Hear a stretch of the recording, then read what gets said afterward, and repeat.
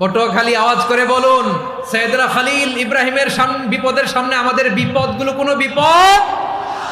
উনি আকাশের তারা দেখে ভাবে মনে হয় এটাই আমার খোদা, পরে দেখে তারা নাই, মনে মনে বলে না তাইলে এটা না। আবার চাঁদ দেখে বলে চাঁদটা বড় মায়া লাগে, মনে হয় এটাই আমার রব, পরে দেখে চাঁদও নাই, কয় না এটা না। এরপরে দ্বীপ প্রহরের জলজলে সূর্যটা খা খা করে গোটা পৃথিবীটারে রৌদ্র দিয়ে তাতিয়ে রাখে। তিনি ভাবলেন মনে হয় এটাই আমার রব, কারণ এটাই তো সবচেয়ে বড়।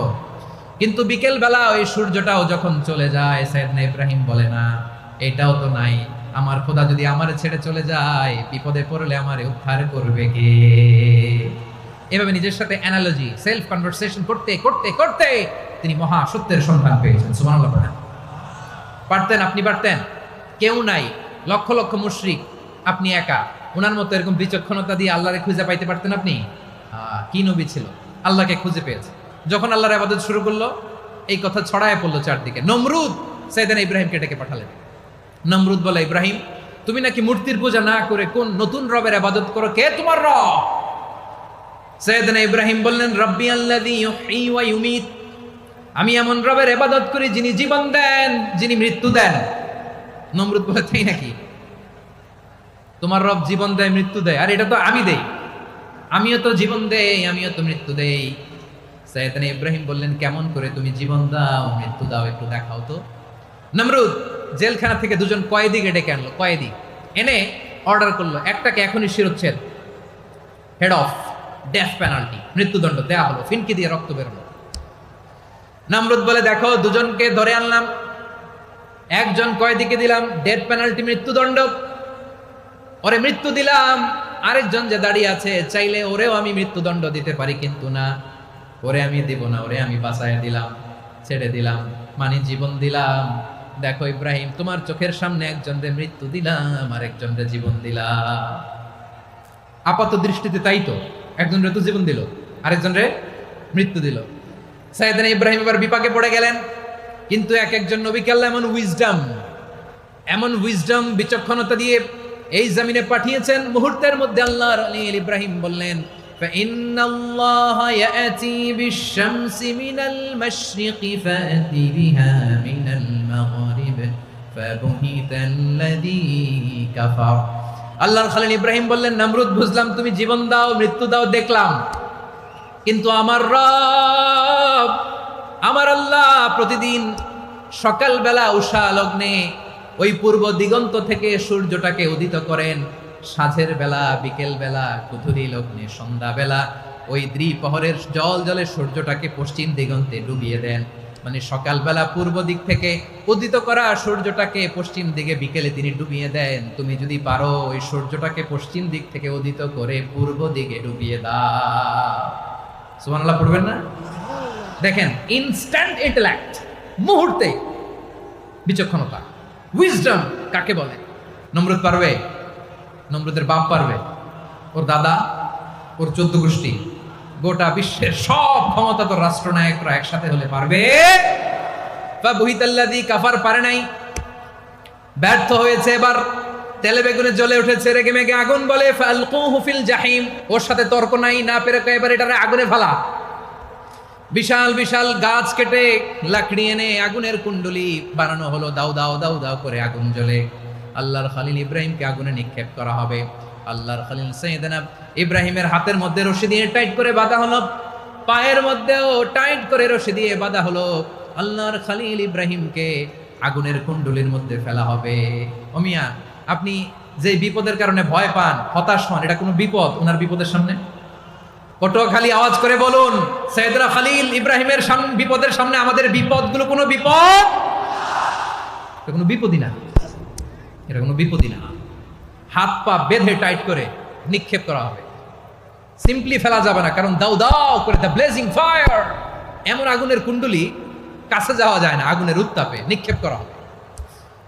হাতে রশি বেঁধে, পায়ে রশি বেঁধে আল্লাহর খলিল ইব্রাহিম আলাইহিস সালামকে আগুনের মধ্যে নিক্ষেপ করা হবে। এটার বলে অগ্নি পরীক্ষা। উনি অগ্নি পরীক্ষার সম্মুখীন হয়েছিলেন, এজন্য কঠিন পরীক্ষাকে আমরা অগ্নি পরীক্ষার সাথে তুলনা করি, ঠিক কিনা? সাইয়েদনা জিবরাইল এসে বললেন, ও আল্লাহর খলিল, ওরা তো আপনার হাতও বেঁধে ফেললো, পাও বেঁধে ফেললো, নড়াচড়ার সুযোগ নাই, বলেন আমি জিবরিল ফেরেশতা আপনার জন্য কি করতে পারি? আল্লাহর খালিল ইব্রাহিম বলেন, ও জিব্রাইল, তোমার কাছে আমার কোনো চাওয়া পাওয়া নাই। সুবহানাল্লাহ বলেন। তোমার কাছে বলার কিছু নাই, তোমার সাহায্যের আমার দরকার নাই। সাইয়েদনা ইব্রাহিম আলাইহিস সালামকে হাতে পায়ে রশি বেঁধে, হাত পা বাঁধা অবস্থায় জ্বলন্ত অগ্নিকুণ্ডে যখন নমরুদের দলবল নিক্ষেপ করবে, আল্লাহর খালিল কিভাবে নিজেকে আল্লাহর কাছে সঁপে দিয়েছেন, পটুয়াখালীর ভাইরা খেয়াল করে শুনুন। হাত পা বেঁধে আল্লাহর খালিলকে যখন নিক্ষেপ করা হবে, তিনি মুখ ফুটে বলে ফেললেন, হাসবুনাল্লাহু ওয়া নি'মাল ওয়াকিল। হাসবুনাল্লাহু ওয়া নি'মাল ওয়াকিল, আমার জন্য আল্লাহই যথেষ্ট, আমার জন্য আল্লাহই যথেষ্ট। তিনি আমার সবচেয়ে বড় গার্ডিয়ান, তিনি আমার সবচেয়ে বড় অভিভাবক। জিব্রাইলের সাহায্যে অফারকে ফিরিয়ে দিলেন। দুনিয়ার বুকে কারো কাছে কিছু বলেন নাই, মুখ ফুটে বলেছেন হাসবুনাল্লাহ। ও আমার পটুয়াখালীর প্রাণের ভাইয়েরা, খেয়াল রাখবেন, কোন বান্দা তার হাতে থাকা সব চেষ্টাটুকুন করার পরে মুখ ফসকে মুখ দিয়ে যখন বলে ফেলে হাসবুনাল্লাহ, বান্দা যখন হাসবুনাল্লাহ বলে ফেলে, ওই ব্যাপারটা ডিল করার দায়িত্ব স্বয়ং আল্লাহ আরশের উপর থেকে নিয়ে নেয়। জেনজি অফ নবাবগঞ্জ, একটা সময় ছিল 50 ঊর্ধ্ব 60 ঊর্ধ্ব মুরব্বী বাবাজিরা মাহফিলে আসতেন, ওনারা এখনো আসেন, কিন্তু এখন 90% শ্রোতা হচ্ছে Gen Z, the young generation, the future heroes and icon of Bangladesh. তোমাদের হাতেই বাংলাদেশ নিরাপদ। আমরা দেখেছি যত জুলুম, যত ফ্যাসিবাদ, যত অন্যায়, যত অত্যাচার, সব কিছুকে তোমরা দুমড়ে মুচড়ে সত্যের পয়গামকে 56,000 বাংলাদেশের প্রতিটি ইঞ্চি মাটিতে ছড়িয়ে দিয়েছো তোমরা। সো তোমাদের হাতে নিরাপদ এদেশের লাল সবুজের পতাকা। এজন্য তোমাদের কাঁধে অনেক দায়িত্ব। আবেগ আর বিবেকের সমন্বয়ে আমাদেরকে সামনে আগাতে হবে, বাংলাদেশকে রিবিল্ড করতে হবে। লেটস রিবিল্ড আওয়ার নেশন, ঠিক কিনা বলেন? এজন্য পরিশ্রমী হইতে হবে, কেরিয়ার গঠন করতে হবে, দেশের জন্য কাজ করতে হবে। পরিশ্রমে লজ্জা নেই, লজ্জা অলসতায়, ঠিক কিনা? পরিশ্রম করলে যে গা থেকে ঘাম ঝরে, এখানে যে লোনা পানি ঝরে, এই লোনা পানিতে জন্মায় সফলতার বীজ। আমার বারুয়াখালীর যুবক শ্রেণী, যুবক ভাইয়েরা, পরিশ্রমী হইতে হবে। ফ্যামিলির জন্য, নিজের জন্য, দেশের জন্য আমাদের কাজ করতে হবে। রাজি আছি তো সবাই? আল্লাহ সবাইকে কবুল করুক, আমরা পড়ি আমিন। প্রিয় ভাইয়েরা, আমাদের সময় খুব কম, কথা অনেক বেশি। অনেকে আপনারা দুপুরে খাবারও খেতে পারেননি, অনেকে গতকাল চলে আসছেন। গতকাল আসছেন কারা কারা দেখি? ইয়া সালাম। গতকাল যারা আসছে সব সামনের জায়গা প্যাক করে রাখছে একেবারে। মাশাআল্লাহ, মাশাআল্লাহ, আল্লাহ কবুল করো তুমি। প্রিয় ভাইয়েরা, আজকের প্রোগ্রামটি খুবই সুশৃঙ্খল, ওয়েল অর্গানাইজড, ওয়েল ডিসিপ্লিন। বসুন বসুন, থামুন, কিছুই বলা লাগতেছে না আমার। আলহামদুলিল্লাহ, আলহামদুলিল্লাহ। আপনারা যে যেখানে আছেন, বসতে পেরেছেন বসুন, দাঁড়িয়ে আছেন দাঁড়িয়ে শুনুন। আমার সাউন্ড ঠিকঠাক মতো শুনতে পাচ্ছেন তো? হ্যাঁ, পাচ্ছেন? মাশাআল্লাহ, মাশাআল্লাহ। সাউন্ডটা খুব একটা ক্লিন মনে হচ্ছে না, ক্লিন না, কেমন যেন দুইবার আওয়াজ শুনতেছি আমি। সাউন্ডটাকে একটু স্ট্রং এবং ক্লিন করে দেওয়ার চেষ্টা করবেন মাইক অপারেটর ভাই যিনি আছেন, তাহলে আমরা কিছু কথা কোরআন থেকে পেশ করবার চেষ্টা করবো ইনশাআল্লাহ। প্রিয় ভাইয়েরা, এখন আপনারা যেমনি চুপচাপ, শেষ পর্যন্ত চুপচাপ থাকবেন তো? হ্যাঁ, আমি ওঠার আগে কে কে উঠবেন? হাত তোলেন দেখি।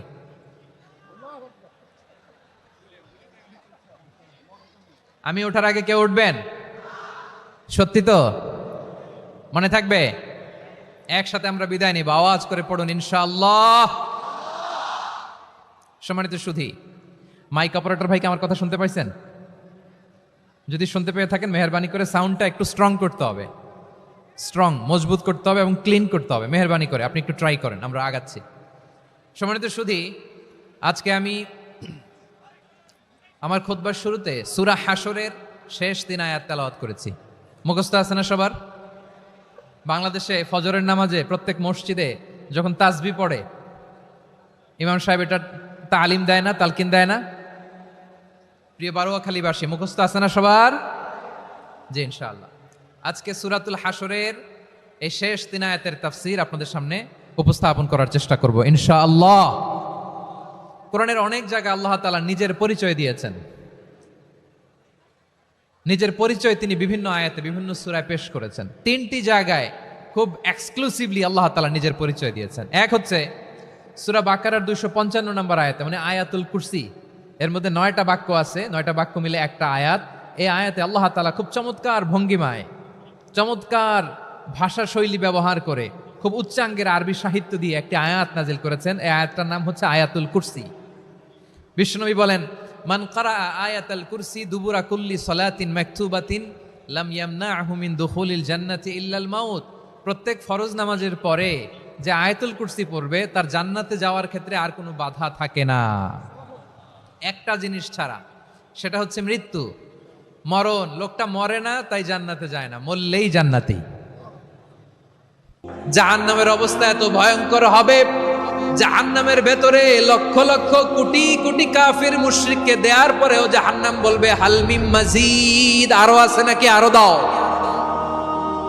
কোটি কোটি কাফেরের দল, মুশরিকের দল, সীমা লঙ্ঘনকারী দল, তাদেরকে যখন জাহান্নামে ফেলা হবে, বড় বড় পাথর খণ্ড জাহান্নামে ফেলা হবে, তারপরও জাহান্নাম বলবে হাল মিন মাজিদ, আরো আছে নাকি, দাও, আরো দাও, আরো দাও। আমার ক্ষুধা নিবারণ হয় নাই। জাহান্নামে তো উত্তপ্ত হবে, জ্বলন্ত হবে, ভয়ঙ্কর হবে। জাহান্নামের এক অংশ আরেক অংশকে খেয়ে ফেলবে। আল্লাহু আকবার। ফেরেশতারাও টালমাটাল হয়ে যাবে। জাহান্নামের রক্ষী ফেরেশতারা কি করবে তারা নিজেরাও বুঝতে পারবে না। কোটি কোটি মুশরিক কাফেরদেরকে জাহান্নামে নিক্ষেপ করার পরেও জাহান্নাম ঠান্ডা হবে না, শান্ত হবে না, বলবে হাল মিন মাজিদ, আরো আছে নাকি, আরো দাও। তখন আল্লাহ তাআলার কুদরতি পা জাহান্নামের ভেতরে ঢুকিয়ে দিবেন। সুবহানাল্লাহ পড়তে পারলেন না মজা করে? কোনো কিছুতেই যখন জাহান্নামকে শান্ত করা যায় না, আল্লাহ তাআলা তার কুদরতি পা জাহান্নামে ঢুকিয়ে দিবেন। দেওয়ার সাথে সাথে জাহান্নাম থেকে আওয়াজ আসবে, কত কত বিইজ্জাতিকা ওয়া বিকদরিক, আল্লাহ বিইজ্জাতিকা ওয়া বিকারামিক, আল্লাহ আপনার ইজ্জতের কসম, যথেষ্ট হয়েছে, এনাফ এনাফ, আর লাগবে না। সুবহানাল্লাহ বলেন। ওই ভয়ঙ্কর জাহান্নামে আমরা যেতে চাই কেউ? আবার জাহান্নামীরা যখন জাহান্নামে যাবে, ফেরেশতারা ডেকে বলবে, ও কপাল পোড়া জাহান্নামীরা, জাহান্নামে কেন ঢুকলা? দুনিয়ার বুকে কি তোমাদেরকে সতর্ক করার জন্য কেউ আসে নাই? কুল্লামা উলকিয়া ফিহা ফাউজুন সাআলাহুম খাজানাতুহা আলাম ইয়াতিকুম নাযীর। সুবহানাল্লাহ পড়েন। আলাম ইয়াতিকুম নাযীর, কোন সতর্ককারী আসে নাই? বিশ্বনবী নাযীর হয়ে, সতর্ককারী হয়ে পৃথিবীতে আসলেন। তিনি জাহান্নামের ব্যাপারে উম্মাকে সতর্ক করেছেন। জান্নাতকে যেমনি তিনি চমকপ্রদভাবে উম্মার সামনে পোট্রে করেছেন, চিত্রায়িত করেছেন, ঠিক অনুরূপভাবে ভয়ঙ্কর জাহান্নামকেও তিনি এই উম্মার সামনে পোট্রে করেছেন। জাহান্নামকে কিভাবে বিশ্বনবী উম্মার সামনে পোট্রে করলেন, চিত্রায়িত করলেন, শুনতে মনে চায়? সিলেটবাসী শুনতে মনে চায়? জান্নাতের কথা শুনে যেমনি জান্নাতে যাওয়ার ব্যাপারে আপনারা আগ্রহী হয়েছেন, জান্নাতের নাজ নেয়ামতের কথা শুনে, জান্নাতের ফিচার শুনে যেমনি জান্নাতে যাওয়ার ব্যাপারে আমরা উদ্বেলিত হয়েছি, উচ্ছ্বসিত হয়েছি, জাহান্নামের কথা শুনলে কিন্তু আমাদের কলিজা কেঁপে উঠবে। কিভাবে বিশ্বনবী পোট্রে করলেন? বিশ্বনবী বলেন, নারুকুম হাযিহিল্লাতী ইউকিদু ইবনু আদম জুজউন মিন ৭০ জুজআন মিন হাররি জাহান্নাম। ও আমার উম্মতেরা, তোমরা যে রান্নাঘরে যে আগুন দিয়ে রান্না করো, তোমরা কি ভেবেছো জাহান্নামের আগুন ওই রান্নাঘরের আগুনের মতো না? আপনারা কিচেনে যে রান্না করেন, এই রান্নাঘরের আগুন আর জাহান্নামের আগুন তো একই না? সিলেটের ভাইরা বুঝে থাকলে উত্তর দেন। কিচেনের রান্নাঘরের আগুন আর জাহান্নামের আগুন এক না? একরকম? বিশ্বনবী বলেন, জুজউন মিন ৭০ জুজআন মিন হাররি জাহান্নাম। জাহান্নামের আগুন দুনিয়ার আগুনের চেয়ে কমপক্ষে ৭০ গুণ বেশি তেজওয়ালা। জাহান্নামের আগুনকে আল্লাহ নাম দিয়েছেন নারুল্লাহ। এটা আল্লাহর আগুন, নারুল্লাহিল মুকাদা আল্লাতী তাত্তালিউ আলাল আফইদা, যেটা কলিজার মধ্যে যে ধরে যায়। দুনিয়ার আগুন হাতে লাগলে হাত জ্বলে, পায়ে লাগলে পা জ্বলে। জাহান্নামের আগুন দেহের যেই জায়গায় লাগুক না কেন, সাথে সাথে কলিজাটা জ্বলে ছাই হয়ে যাবে। নারুল্লাহিল মুকাদা আল্লাতী তাত্তালিউ আলাল আফইদা। জাহান্নামের আগুন গায়ে লাগলে আপনার কলিজা পুড়ে ছাই হয়ে যাবে। ওই জাহান্নামে আমরা যেতে চাই? আমরা তো সবাই মিলে নাশিদ গাইলাম, জান্নাতে আমরা একা যাব না, সবাই মিলে যাব। ওই জাহান্নাম থেকেও সবাই মিলে বাঁচার দরকার আছে না নাই? কি ভয়ঙ্কর শাস্তির বর্ণনা যে বিশ্বনবী দিয়েছেন, এত বিস্তর আলোচনার সুযোগ আমার নাই। আমি শুধু সবচেয়ে হালকা পাতলা, দ্য লাইট পানিশমেন্ট, সবচেয়ে হালকা শাস্তি কি হবে এটা বলবো। বিশ্বনবী বলেন, ইন্না আহওয়ানা আহলিন নারি আযাবান ইয়াউমাল কিয়ামাতি লারাজুলুন তুদাউ ফি আখমাসি কদামাইহি জামরাতান ইয়াগলি মিনহুমা দিমাগু। জাহান্নামের সবচেয়ে হালকা আযাব কি হবে শোনো। সবচেয়ে ভারী না হালকা? সবাই বলুন, জাহান্নামের সবচেয়ে কঠিন আযাব না হালকা? জাহান্নামের সবচাইতে হালকা আযাব হলো ওই ব্যক্তির আযাব যার পায়ে দুটো জাহান্নামের আগুনের জুতা পরিয়ে দেয়া হবে। ওই আগুনের উত্তাপে তার মাথার মগজগুলো ভাতের মারের মতো টপ টপ টপ টপ করে বেয়ে বেয়ে পড়বে। নাউজুবিল্লাহ পড়বেন না? আচ্ছা প্রিয় সিলেট, আওয়াজ করে বলেন, এইটা যদি সবচেয়ে লাইট পানিশমেন্ট হয়, সবচেয়ে হালকা পাতলা সহনীয় আযাব যদি হয়, তাহলে ভয়ঙ্কর তোমার আযাবের কি অবস্থা হবে? আমরা কি ওই জাহান্নামে যেতে চাই? জাহান্নামের অবস্থা এত ভয়ঙ্কর হবে, জাহান্নামের ভেতরে লক্ষ লক্ষ কোটি কোটি কাফির মুশরিককে দেওয়ার পরেও জাহান্নাম বলবে হাল মিন মাজিদ, আরো আছে নাকি, আরো দাও। কোটি কোটি কাফেরের দল, মুশরিকের দল, সীমা লঙ্ঘনকারী দল, তাদেরকে যখন জাহান্নামে ফেলা হবে, বড় বড় পাথর খণ্ড জাহান্নামে ফেলা হবে, তারপরও জাহান্নাম বলবে হাল মিন মাজিদ, আরো আছে নাকি, দাও, আরো দাও, আরো দাও। আমার ক্ষুধা নিবারণ হয় নাই। জাহান্নামে তো উত্তপ্ত হবে, জ্বলন্ত হবে, ভয়ঙ্কর হবে। জাহান্নামের এক অংশ আরেক অংশকে খেয়ে ফেলবে। আল্লাহু আকবার। ফেরেশতারাও টালমাটাল হয়ে যাবে। জাহান্নামের রক্ষী ফেরেশতারা কি করবে তারা নিজেরাও বুঝতে পারবে না। কোটি কোটি মুশরিক কাফেরদেরকে জাহান্নামে নিক্ষেপ করার পরেও জাহান্নাম ঠান্ডা হবে না, শান্ত হবে না, বলবে হাল মিন মাজিদ, আরো আছে নাকি, আরো দাও। তখন আল্লাহ তাআলার কুদরতি পা জাহান্নামের ভেতরে ঢুকিয়ে দিবেন। সুবহানাল্লাহ পড়তে পারলেন না মজা করে? কোনো কিছুতেই যখন জাহান্নামকে শান্ত করা যায় না, আল্লাহ তাআলা তার কুদরতি পা জাহান্নামে ঢুকিয়ে দিবেন। দেওয়ার সাথে সাথে জাহান্নাম থেকে আওয়াজ আসবে, কত কত বিইজ্জাতিকা ওয়া বিকদরিক, আল্লাহ বিইজ্জাতিকা ওয়া বিকারামিক, আল্লাহ আপনার ইজ্জতের কসম, যথেষ্ট হয়েছে, এনাফ এনাফ, আর লাগবে না। সুবহানাল্লাহ বলেন। ওই ভয়ঙ্কর জাহান্নামে আমরা যেতে চাই কেউ? আমরা সব সময় ওই জাহান্নাম থেকে আল্লাহর কাছে পানাহা চাই। আওয়াজ করে বলেন। আমার কলিজার টুকরা ময়মনসিংহের ভাইয়েরা, এই চিন্তাটা নামাজে যখন দাঁড়াই, এই চিন্তাটা মাথায় রাখা যাবে? যাবে? যখন দাঁড়াবো ভাববো, হতে পারে this could be my last and final সালাত, হতে পারে এটাই আমার জীবনের শেষ নামাজ, ঠিক কিনা বলেন? তাইলে অন্তরে খুশু আসবে। অনেকে বলে হুজুর নামাজে দাঁড়াই মনে থাকে না, কয় রাকাত পড়ছি ভুলে যাই, কি পড়ছি ভুলে যাই, দিন দুনিয়ার কথা খেয়াল আসে, সারা দিন যেটা মনে করতে পারি না নামাজে দাঁড়াইলে ওটা মনে পড়ে। এরকম আছে না নাই? আমাদের ঢাকায় হয় এটা, আপনাদের ময়মনসিংহে এটা হয় না? না আপনাদেরও হয়? নামাজের মধ্যে সব কথা মনে পড়ে। এজন্য মনে করতে হবে এটাই হতে পারে আমার জীবনের শেষ নামাজ। খুশু, খুশু মানে হৃদয় এবং অঙ্গ প্রত্যঙ্গের স্থিরতা। এক সাহাবী নামাজ পড়ছেন আবার দাড়ি নাড়তেছেন, নামাজ পড়তেছেন এরকম চুলকাচ্ছেন। এই দৃশ্য দেখে বিশ্বনবী বললেন, ইন খাশাআত কলবুহু লা খাশাআত জাওয়ারিহুহু, তার অন্তরে যদি খুশু থাকতো, ওই খুশুর প্রভাব তার হাতে পায়েও দেখা যেত। এই সাহাবীর অন্তরে খুশু নাই, ফলে তার হাত নড়ে, পা নড়ে, দাড়ি সোজা করে, টুপি সোজা করে। এরকম মুসল্লি আমাদের মসজিদগুলোর ভেতরেও আছে না নাই? নামাজ পড়ে, দাড়ি নাড়ে, জামা ঠিক করে না। নামাজে যখন দাঁড়াবো খুশু খুদুর সাথে দাঁড়াবো, কারণ আল খাশিঈনা ওয়াল খাশিআত, বিনীত বিনীত বান্দীদেরকে আল্লাহ পছন্দ করে। আবার আল্লাহ বললেন, আমার বান্দীদের মধ্যে ওলামারা আমারে বেশি ভয় পায়, তাদের হৃদয়ে খুশু বেশি। কার কথা? ইন্নামা ইয়াখশাল্লাহা মিন ইবাদিহিল উলামা, আল্লাহর বান্দাদের মধ্য থেকে আলেমরা আল্লাহরে বেশি ভয় পায়। যারা জ্ঞানী, যার হৃদয়ে কোরআন সুন্নাহর জ্ঞান আছে, তারা আল্লাহকে বেশি ভয় পায়। এজন্য আল্লাহর ভয় আমাদের হৃদয়ে থাকার দরকার আছে না নাই? যাদের হৃদয়ে আল্লাহর ভয় আছে তাদেরকে পছন্দ করে কে? যাদের হৃদয়ে আছে আল্লাহর ভয়, তারা কবু পথে ভুলে যায় না। আল্লাহর প্রেম ছাড়া এই দুনিয়ায় কারো কাছে কোনো কিছু চায় না। রাতের আধারে যারা সেজদাতে রয়, দু চোখের শ্রুতে নদী যেন বয়, ছলনার হাছানি যতই আসুক পেছনে ফিরেও সে তাকায় না। পড়েন সবাই। যাদের হৃদয়ে আছে আল্লাহর ভয়, তারা কভু পথ ভুলে যায় না। আল্লাহর প্রেম ছাড়া এই দুনিয়ায় কারো কাছে কোনো কিছু চাই না। ঠিক কি না?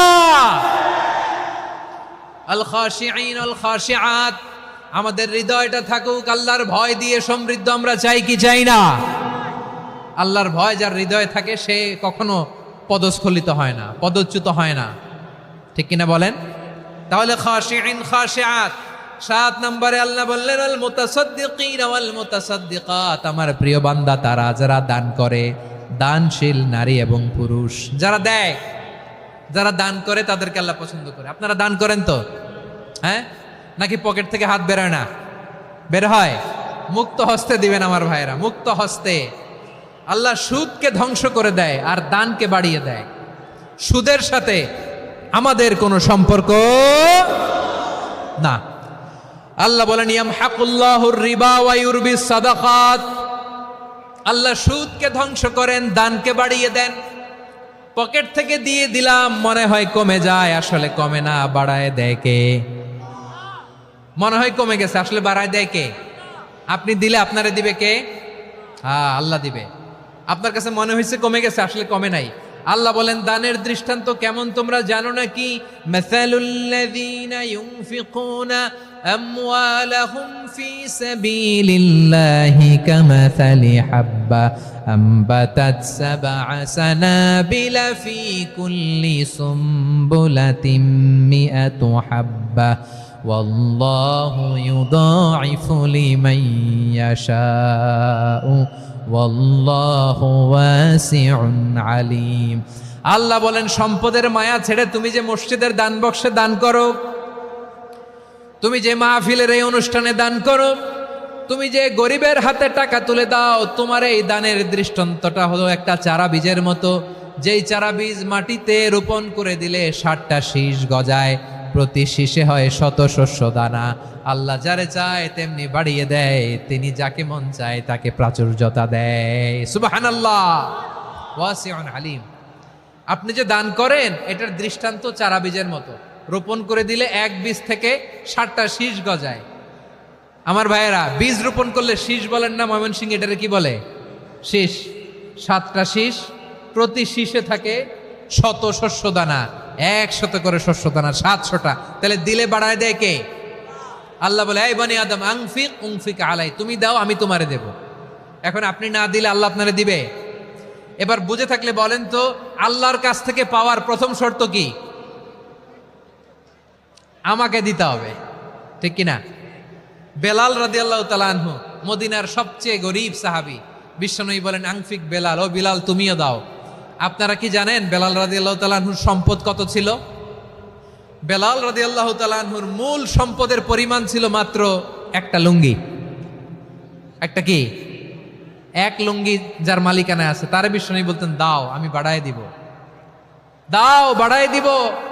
আরশের অধিপতির কোনো কমতি নাই।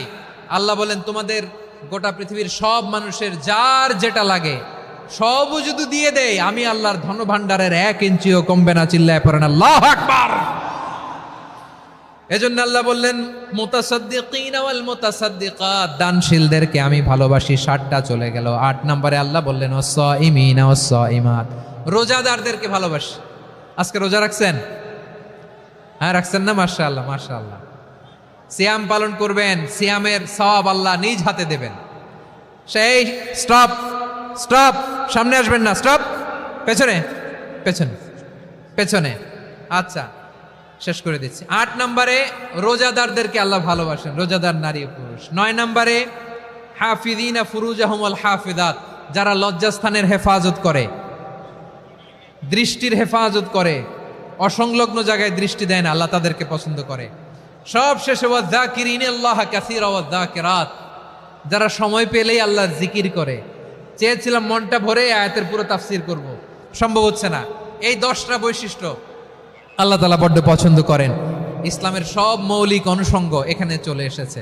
আমরা যেন আল্লাহর আইনের সামনে আত্মসমর্পণ করতে পারি, আমরা যেন পাক্কা ইমানদার হতে পারি, আমরা যেন বিনীত হতে পারি, আমরা যেন লজ্জাস্থানের হেফাজত করতে পারি, রোজা রাখতে পারি, দান করতে পারি, আমরা যেন আল্লাহকে সবসময় স্মরণ করতে পারি। আল্লাহ আমাদের তৌফিক দান করুক। সবাই পড়ি আমিন। হাযা মা ইনদি ওয়াল ইলমু ইনদাল্লাহি আলাইহি তাওয়াক্কালতু ওয়া ইলাইহি উনীব।